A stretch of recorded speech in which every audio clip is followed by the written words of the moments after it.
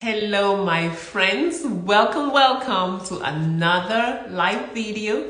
This video is also going to be turned into a podcast, so if you are listening in, share this with your friends. This is one very important one. I get this question all the time and it recently came up on my chat. I want to thank all of you, my followers. Thank you so much for your support. Thank you for your questions, because this video today is answering one of the questions. So people have been wondering, should you be using protein powders or proteins to supplement your weight loss goals? Especially if you're in menopause. That's one of the questions that I got. And then I got another question about, am I choosing the correct protein powder?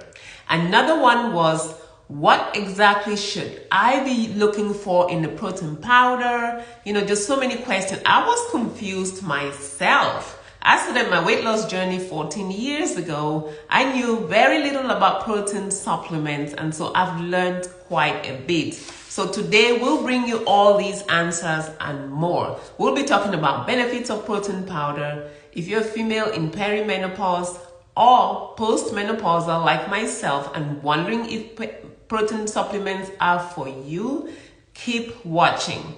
And then how to choose a good one, that's very, very important. So first things first, if you're new to my channel, go ahead and just hit that like button, follow me, share this video with your contacts, because this is information that a lot of people want to know. Also type in the chat where you're watching from and share this video. My name is Dr. Inaka Yembe. I'm a family medicine physician. I practice full-time in the emergency room. I run a weight loss clinic part-time in the hospital. We had clinic yesterday. Wait time now is about 6 months to get in. Oh my goodness. Very, very successful weight loss. I have an online weight loss program as well called Boot Camp. The next one starts on January the 24th. So if you're struggling, then you want to join that boot camp. Personally, that's my personal story. I was born at 10 pounds, blossomed into an obese child. 2005, I was my heaviest, slightly over 300 pounds. My weight loss journey started exactly 14 years ago, January of 2010. So I live this story with you. I know how you feel. So first of all, what are protein powders? These are dry protein supplements. They could come from animal sources or plant-based sources. That's it in a nutshell. In general, proteins are needed to build or repair muscle and tissues. They're also needed to help our bodies function optimally. So they're needed for hormone production and enzyme production. So proteins are very important in a nutshell. Protein powders are versatile. I love using them. So what are the benefits of protein powders?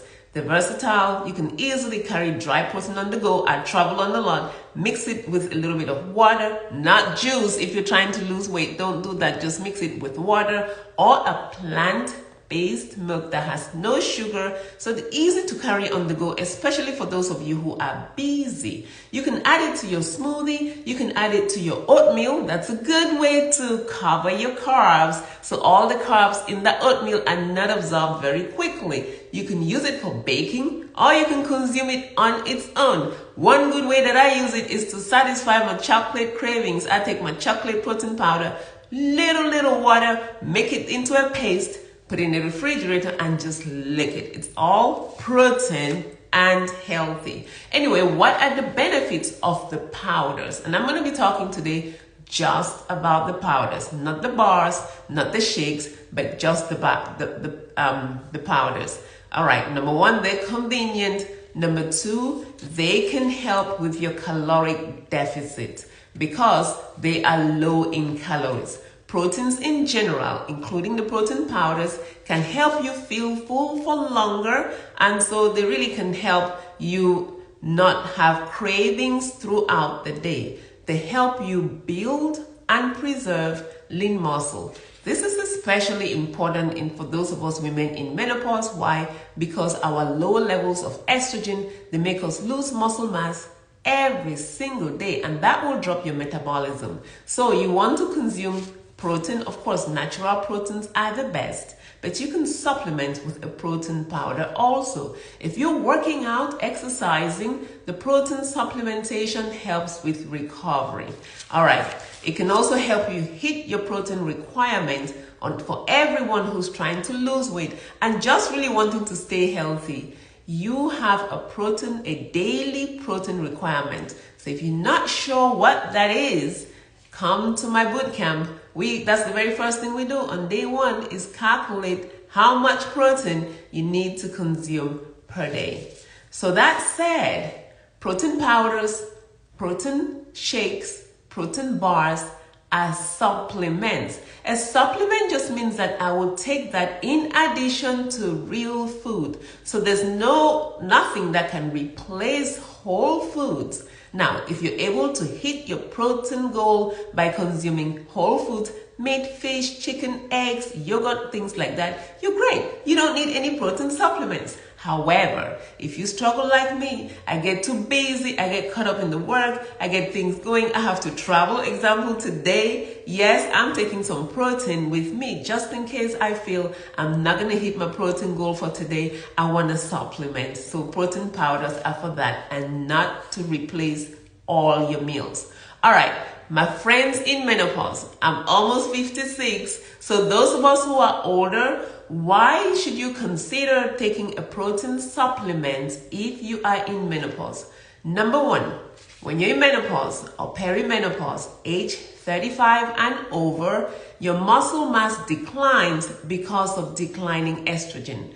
That phenomenon is called sarcopenia. It's very important for you to consume an appropriate amount of proteins on a daily basis. So consider a protein supplement if you're not able to hit your protein goal. Number two, protein supplementation in menopause is essential to maintain your metabolism. It helps with hormonal balance. Why is that? Because estrogen is declining, you get a little bit more insulin resistant, you do get a few more cravings when you're in menopause, okay? So the protein powders help you feel full and help to balance your hormones as well. And that's said by in the same way, it can help you regulate your blood sugar and your blood cholesterol. So protein supplements, if you're not able to get all of it in your food, it can help those of us in menopause, perimenopause.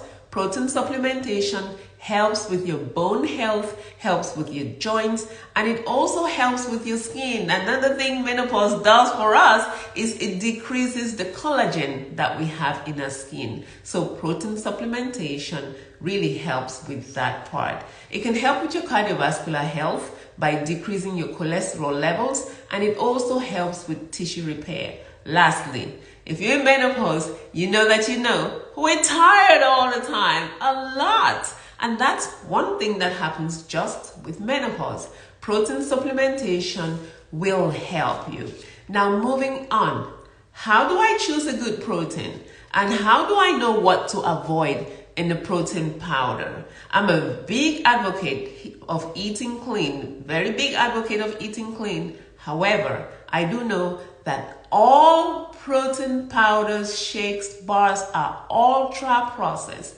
There's one thing with being perfect. 100% perfection is not possible. Once you strive to be 100% perfect, then you can start struggling and you can get discouraged easily. So don't do that. Allow yourself a margin of error of 20%. So if you hit your goals at 80% and you're 80% accurate, yes, then you are good. That is why I can consume a protein powder and not worry about it because it helps me hit my goal, and I'm not trying to be 100% perfect anyway with the clean eating. I'm not eating any junk food, so the protein powder will be my junk food. All right, and it's a good way again to hit your protein requirement.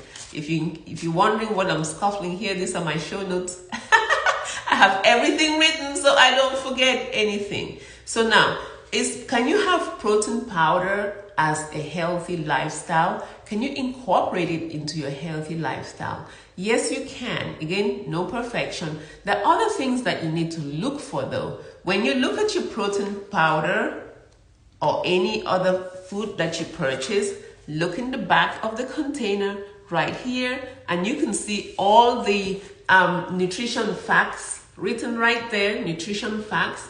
And then you can also look at it and see what's in it, what are the ingredients. So always look at the ingredients. So let me tell you what you need to avoid to keep it as clean as possible. Number one is GMO. Once you see that word GMO, so I don't want anything genetically modified.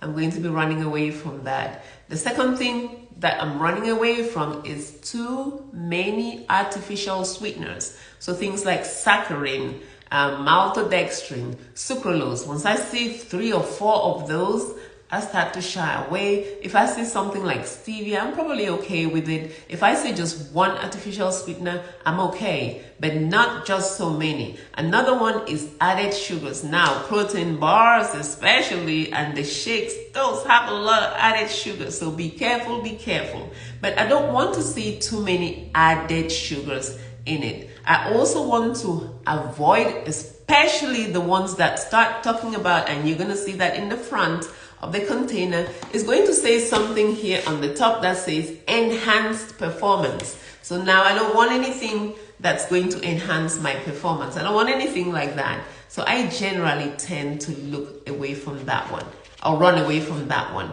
Another thing that I stay away from is if it has more than 10 grams of carbohydrates. Listen, I'm already in menopause. Because my estrogen level is low, I'm a little bit more insulin resistant. It is easier for me to store belly fat because my insulin levels go up easily. So last thing I need is consume a protein shake that has over 10 grams of carbohydrates. What's that going to do? That's going to increase your insulin level and cause your body to store more belly fat just in your protein powder. So stay away from anyone that claims more than 10 grams of added sugars. I also like to stay away from the ones that has inflammatory oils. So back in my days, when I was starting my weight loss journey, I thought canola oil, sunflower oil, I thought these were healthy things. No, they are not healthy. They are inflammatory, bad for your heart, really. So if that shows up on the container or the ingredients of your protein powder, that is not a good one to pick. I'm going to stay away from that one. Again, if it talks about genetically modified protein isolates, so GMO, no, I would stay away from that one. And then when you see the first ingredient and go to Walmart, look at the ingredient list of the protein powder. I'm not going to name any names, but there are some companies that claim a proprietary blend. I can't even say it.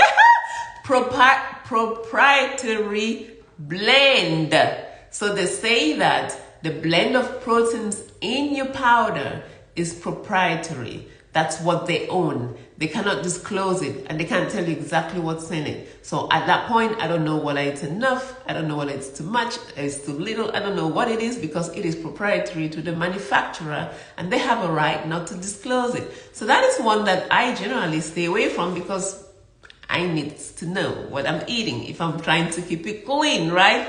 All right. So that's it for what I want to run away from in protein powders. Now, let's talk about the different types, because when you go to pick a protein powder and you look at it, you're going to see some names. It's going to be whey protein, plant protein, whey protein isolate, whey protein concentrate. I just don't know. What is it? So let's try to break it down here in a very, very simple way. The different kinds of protein powders that you're going to see. You're going to see one called whey protein. So whey protein, so if you buy yogurt, for example, and you see that liquid on the top of it, that's whey protein isolate. So whey protein, they simply take the milk, they curdle it, they take the liquid at the top, they turn it into a powder, and that's what makes your whey protein. It has a high concentration of protein, and it has all the 9 amino acids. 9 essential amino acids. An essential amino acid means that your body cannot make it, so you need to consume it in your diet. And it's also low in the enzyme called lactose. So some of us as adults, we are lactose intolerant. So whey protein may be a good one for you to consider. However, it can get a little bit more tricky. So now you go to the grocery store, you see whey protein isolate, whey protein concentrate, whey protein hydrolysate. What are these things? Let me break it down. At the end of the day, you want to really pick, I generally go with the whey protein isolate, and I'll tell you why. And also most of the studies have been done on the whey protein isolate. So most of what we know really is based on whey protein isolate. So there are 3 types of whey protein. Whey protein is made from milk, and they use the top liquid after curding. After the curd, the liquid that comes on the top, that's what's turned into powder. You have 3 types. You have whey protein isolate. That one is about 90% protein. It's a lot more processed. That's how they get the 90% protein, and it is easier to digest. The next one is the whey protein concentrate. That one is less processed, of course, but it has 70 to 80% of protein.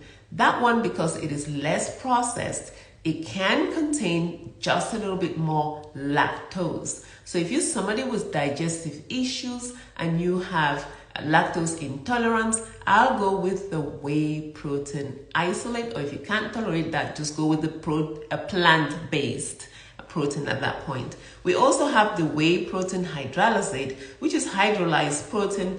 Some of them come mixed with digestive enzymes, which is a plus. However, if you're thinking too much, just go with the whey protein isolate. That one has the highest amount of protein, and most of them are going to be lower in calories. So that's the one that I go with personally. We also have casein protein. That one is the part of the milk that actually forms the curd. So it digests slowly. It keeps you full, keeps you feeling full longer. Again, if you have digestive issues, lactose intolerance, that is not a good one for you. All right, the next kind of protein that we have is egg protein. So that's good. Egg protein is great.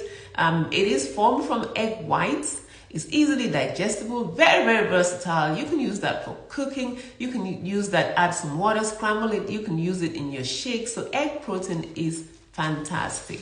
And then lastly, we have plant-based protein. So if you're somebody who's plant-based, they also have plant-based proteins. And some of these plant-based proteins have up to 20 or 25 grams of protein per serving. So plant-based people, you don't have to feel like there's nothing for you. You can go with a plant-based protein. Why is that? Because they're made from peas, soybeans, pumpkin seeds, and rice. Some of these plant-based proteins, though, may be a little bit difficult to digest. Some of them you do want to spend some time, or maybe go to a place that can allow you to taste it, because some of the taste could be just a little bit chalky. Some of them are grainy. However, one of the biggest benefits that plant-based proteins have that the animal counterparts don't have is fiber. Most plant-based proteins have a lot more fiber. So again, if you're a female in menopause or perimenopause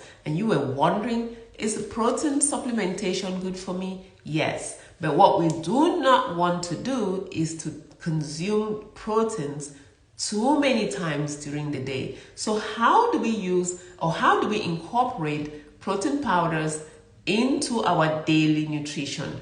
I personally, I'll tell you what I do, and you do you. Everyone is different. So generally, I'll take 1 serving of protein powder. This is my favorite. I am not affiliated with this company, but this is the one that I use here, right there. It has 27 grams of protein per serving, right there, and it has 120 calories. So I really like that. So Michelle, you're asking for good protein powder. This one, I get it from Amazon, the All Max. Again, I'm not affiliated with them. You can you can find some other protein powders that have a nutrition breakdown that is similar to this one, or choose the one that you prefer taste wise. So again, this one here, just 1 scoop, has 27 grams of protein right there and 120 calories.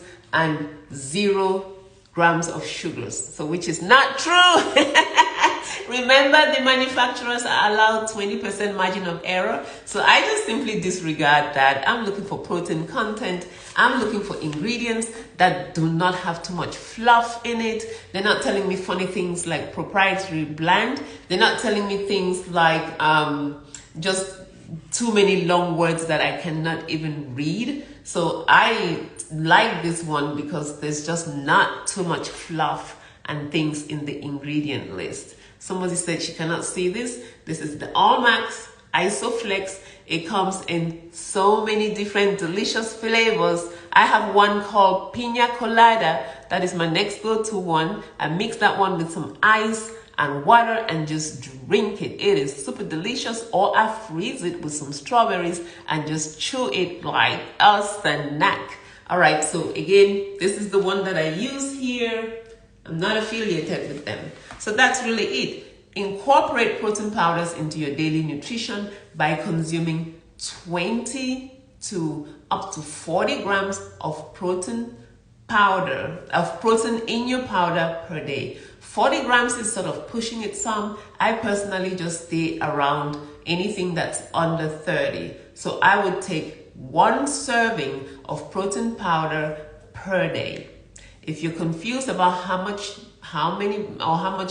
protein you need in your daily nutrition, especially if you're a female and you're struggling with belly fat like myself, then come to my boot camp. That's what we focus on every single day. We just finished the workout this morning, and on Sunday we have a live meal prep where I have lots and lots of nutrition ideas, what you can eat in order to stay healthy and in order to get rid of the belly fat. So that's it for this morning, ladies. Thank you for joining me. And if you have any questions, please type those in the chat. If you have any suggestions or you want me to talk about anything weight loss and anything belly fat loss, especially for women in menopause, type those in the chat. Thank you for really supporting me and for trusting me to bring you information about weight loss and belly fat loss. Have a fantastic weekend, everyone. Bye.